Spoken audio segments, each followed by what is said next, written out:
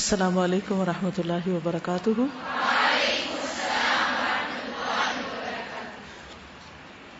نحمده ونصلي على رسوله الكريم اما بعد فاعوذ باللہ من الشیطان الرجیم بسم اللہ الرحمن الرحیم رب اشرح لي صدری ويسر لي امری واحلل عقدۃ من لسانی یفقهوا قولی. تو حدیث یاد ہے پھر کس نے نہیں کی؟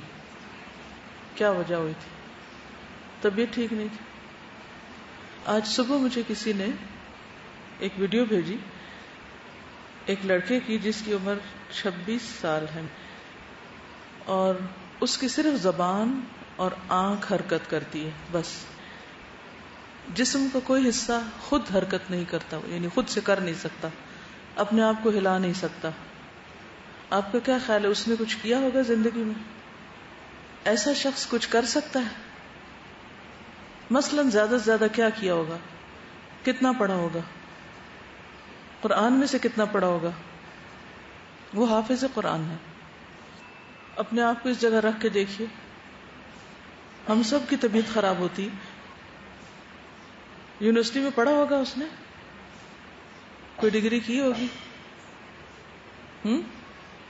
میرا خیال ہے کہ ان کو یہ ویڈیو کسی وقت دکھا دیں تو اس کے بعد میرا نہیں خیال کہ ہم میں سے کوئی بھی یہ کہے گا میری طبیعت خراب ہے آج اس لیے میں نے آج کا ہوم ورک نہیں کیا. آپ کو پتہ ہے قرآن شفا ہے، اور حدیث یاد کرتے ہوئے جب درود شریف اس میں آتا ہے اور حدیث زبانی یاد کرتے ہیں تو اس کا فائدہ ہمیں کیا بتایا گیا کہ اس سے کیا ملتا ہے انسان کو؟ خراب طبیعت بھی ٹھیک ہو جاتی ہے، وہ شخص تر و تازہ ہو جاتا ہے.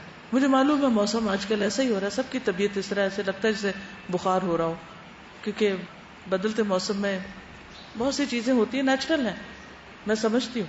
لیکن مشکل یہ ہے کہ جب بھی ہمیں کوئی تکلیف ہوتی ہے تو ہم اس کو اپنے اوپر طاری کر لیتے ہیں. ہمیں اس سے نکلنا ہے، طاری نہیں ہونے دینا. اگر ہم کچھ ایسا کر رہے ہیں تو ہمارے پاس ایسے لوگ ہونے چاہیے کہ جو ہمیں اس سے نکالیں باہر، نہ کہ اور اس میں دھکیل دیں. زندگی ایک دفعہ ملی ہے، بار بار نہیں ملے گی. آج اگر کام نہیں کیا تو آج کا دن چلا جائے گا. میں سوچتی ہوں کہ قیامت کے دن اس قسم کے لوگ جنہوں نے ساری معذوریوں کے باوجود اتنا کچھ اکمپلش کیا وہ کھڑے ہوں گے، اور دوسری طرف ہم جیسے ساری سہولتوں اور ساری چیزوں کے باوجود کچھ نہ کرنے والے. تو کیا جواب دیں گے؟ کیا حساب دیں گے؟ کتنی ڈھیل دینی ہے ہم نے اپنے آپ کو؟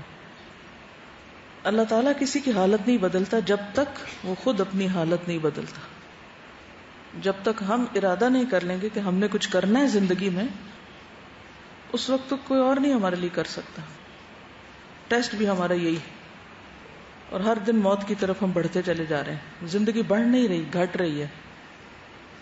ہم سمجھتے ہم نے یہ اچیو کر لیا، اس سے زیادہ ہم لوز کر چکے ہوتے ہیں. چلیے کون سنائے گا؟ عن ابی موسیٰ عن النبی صلی اللہ علیہ وسلم قال من احب لقاء اللہ احب اللہ لقاءہ ومن کرہ لقاء اللہ کرہ اللہ لقاءہ. رواہ البخاری کتاب الرقاق. شابش، احسنتی. نیکسٹ. عن ابی موسیٰ عن النبی صلی اللہ علیہ وسلم قال من احب لقاء اللہ احب اللہ لقاءہ ومن کرہ لقاء اللہ کرہ اللہ لقاءہ. رواہ البخاری کتاب الرقاق 6508. ماشاءاللہ، اتنا اچھا آپ نے سنا ہے. آپ ڈر کیوں رہی تھی اور آگے کیوں دے رہی تھی مائک؟ ہمیں اللہ نے جو صلاحیت اور ٹیلنٹ دی اس کی قدر کرنی چاہیے. ڈر کے اور لوگوں کی فکر میں ہم کیوں پیچھے رہیں؟ آپ سمجھے کہ نیکی کا ایک موقع میرے ہاتھ ہے اور میں آگے بڑھ کے نیکی کروں گی. اگر ہمیں اس کا اجر نظر آ جائے نا کہ ہماری وجہ سے کتنے لوگوں کو انسپریشن ہوئی، تو ہم کبھی بھی کوئی نیکی کا کام کرنے پیچھے نہ رہے. ہم جھگڑ کے بھی لینا چاہیں تو اس کو لیں، کبھی آئندہ ایسا نہیں کرنا. ٹھیک ہے، نیکسٹ.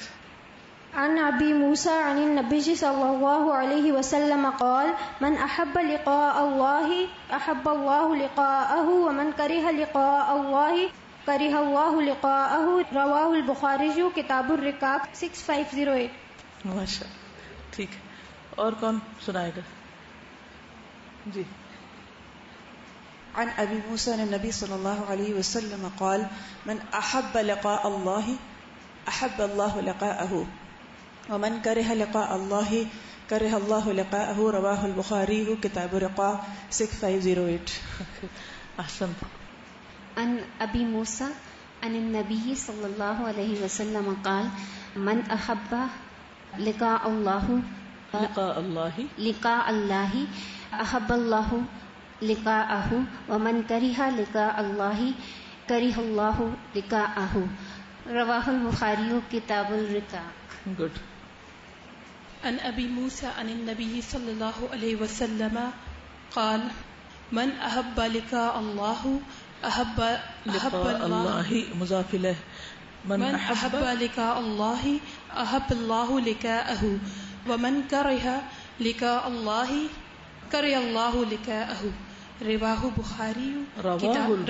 بخاری کتاب الرقاق 6508.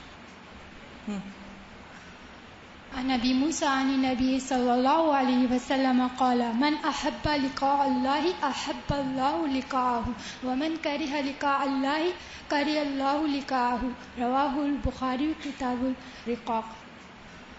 عن ابي موسى عن النبي صلى الله عليه وسلم قال من احب لقاء الله احب الله لقاءه ومن كره لقاء الله کرہ لقاء اللہ کرہ اللہ لقاءہ. نیکسٹ.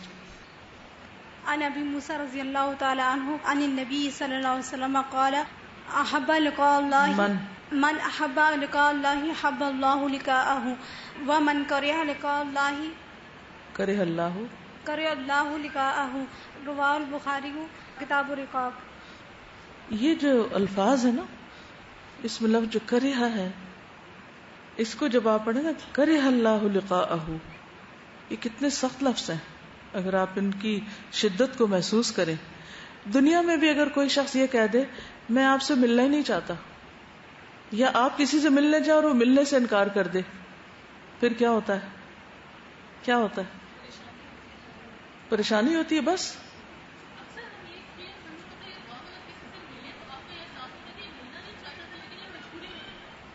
ہاں اگر کوئی مل کے بھی یوں لگے کہ مجبوری میں مل رہا ہے تو وہ بھی کتنا تکلیف دہ ہوتا ہے کہ مجھ سے ملنا نہیں چاہتا, کہ مجھ سے بات نہیں کرنا چاہتا. آپ کسی سے بات کرنا چاہے وہ آپ سے بات ہی نہ کرے, وہ آپ سے روٹ جائے. کبھی ایکسپیرینس ہوا ہے کسی انسان کے ساتھ کہ آپ سے کوئی چھوٹی سی مسٹیک ہوئی اور اس نے موڈ آف کر لیا, اس نے آپ سے بولنا چھوڑ دیا اور پھر دنوں تک نہیں بولے اور آپ بلا رہے ہیں اور وہ آگے سے بول نہیں رہے. خصوصاً اگر کوئی ایسا شخص جس سے آپ محبت کرتے ہو, مثلاً آپ کی امی, ابو یا پھر شوہر, کوئی ایسا دن, کوئی ایسا واقعہ یاد کریں کہ آپ ان کو کوئی بات بتانا چاہیں اور وہ کہے میں تم سے بات ہی نہیں کرتی, میں تم سے بولنا ہی نہیں چاہتی, میں تمہاری شکل نہیں دیکھنا چاہتی, تو اس سے بڑھ کے کوئی تکلیف دہ بات ہو سکتی ہے؟ پھر اس میں کیا کیا آتا ہے, ہیوملیشن بھی آتی, ایک ذلت کا احساس ہوتا ہے, ایک ابینڈننس کا ہوتا ہے, کس نے فرسیک کر دیا. یہ کسی عام بندے سے بھی ملاقات کی بات نہیں ہے. دنیا کے جو بڑے ہوتے ہیں ان سے آپ دیکھیں کہ لوگ کس طرح ملنا چاہتے ہیں.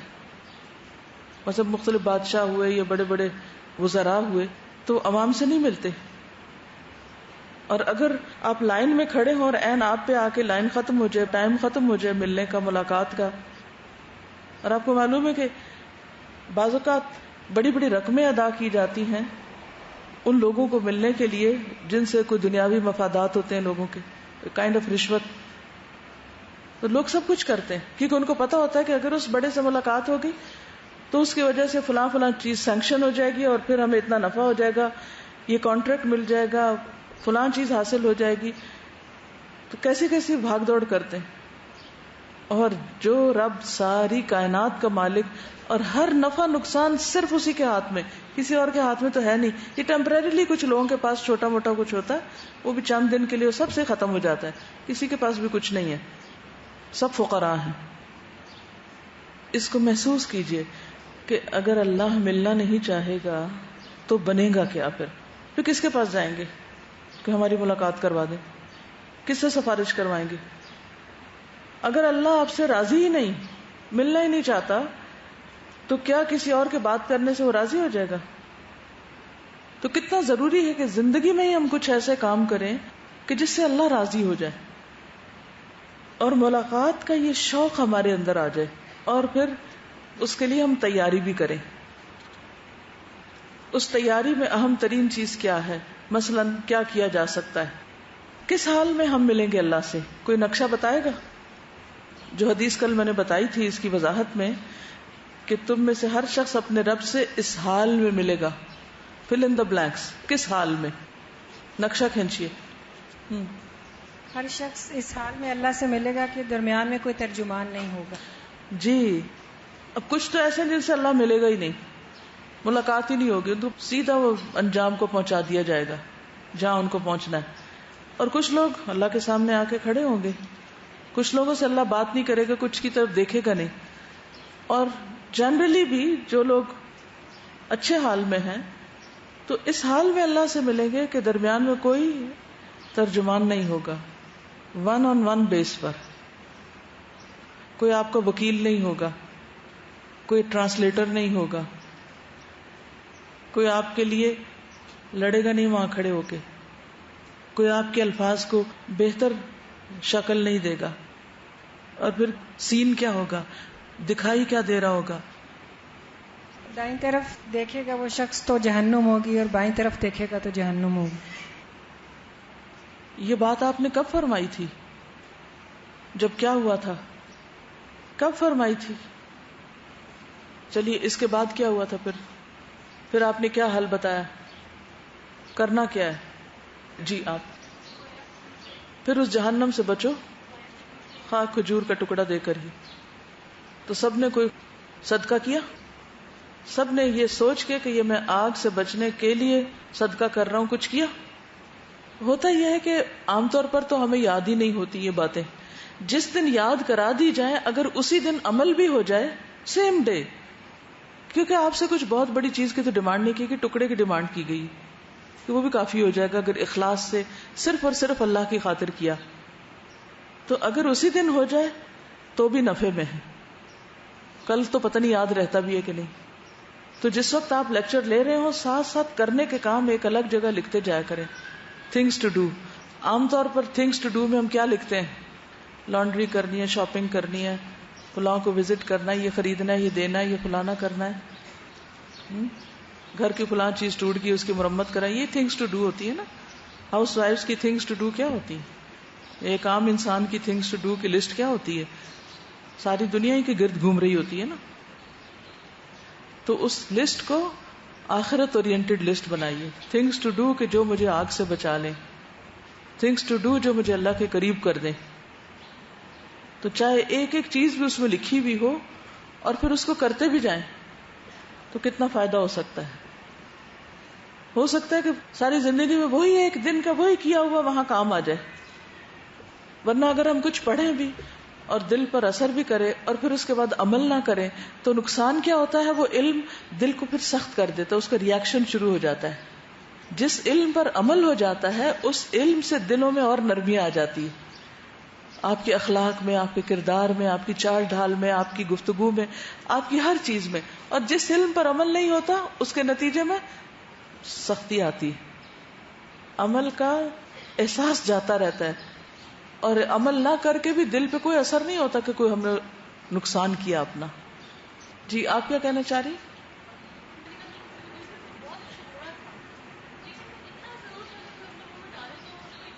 ٹیسٹ آ جائے. بالکل اس نیت کے ساتھ. یعنی ویسے تو ہم صدقہ کرتے رہتے ہیں اور پتہ کیا ہے، تو وہ بھی ایک بے حصہ صدقہ ہوتا ہے. بس ٹھیک ہے یہ دینا ہے دے دیتے ہیں، بس ایک بوجھ اتارنا ہے اپنے اوپر سے، یا بس کھانا پوری کرنی ہے. لیکن یہ سوچ کے کہ یا اللہ یہ میں تیرے راستے میں دے رہا ہوں کہ تو مجھے آگ سے بچانا، اپنے دل میں اللہ سے بات بھی کیا کریں. ٹھیک ہے، چلیے آج کے لیے اتنا ہی کافی ہے. سبحانک اللہم و بحمدک، اشہد ان لا الہ الا انت، استغفرک و اتوب الیک. السلام علیکم و رحمۃ اللہ وبرکاتہ.